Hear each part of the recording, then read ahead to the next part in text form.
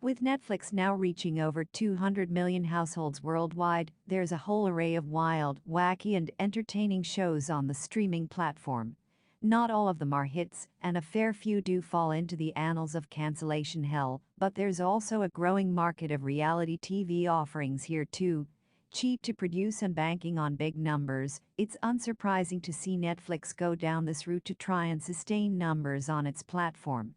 Given they already have a game show about the floor is lava and another about sleep deprivation, it's perhaps unsurprising to see a show like isitcake pop up.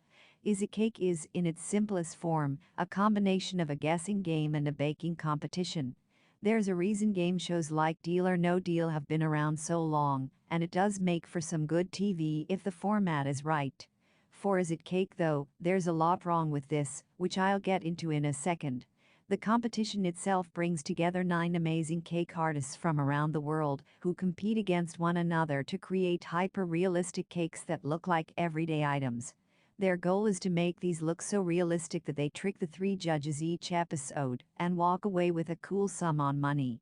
Each episode begins with a guessing game, with bakers made to choose from 6 different items on a cake wall. One of those is a fake and actually made of cake, while the others are the real deal. With a good distance between the contestants and this cake wall, these bakers essentially guess their way into picking the right one by sheer luck, unless they have binoculars that we can't see, before then baking their way into the final round. The winner from this then plays one final game to attain an additional sum of money from 2 bags of money. One is a cake, which grants the money, and the other is a bag of money, which doesn't get you the money. The premise itself is wild and wacky, but the biggest problem comes from the lack of logic or thought that's gone into this. Contestants aren't allowed to get up close and personal with these food items on the cake wall, which seems like a missed opportunity. Why not just put them in glass boxes and allow the contestants to actually use their wits and baking knowledge to figure it out?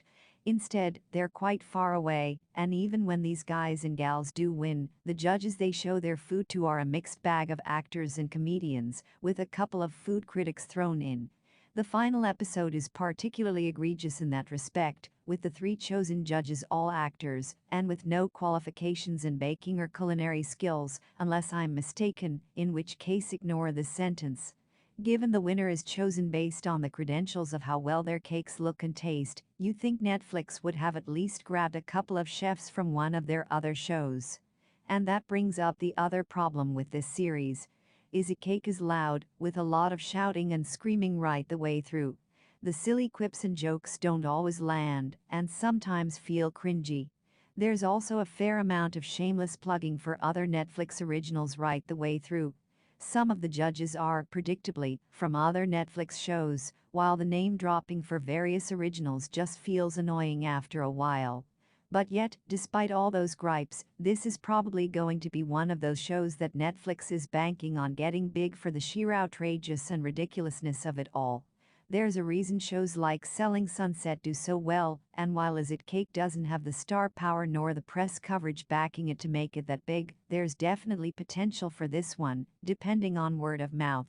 Personally though, I've never been a fan of guessing games, and the lack of any sort of smarts or intelligence put behind picking from the cake walls make this feel like a bit of a missed opportunity. Netflix tries to have its cake and eat it, but it's clear from the first taste to the last that the balance of flavors here aren't quite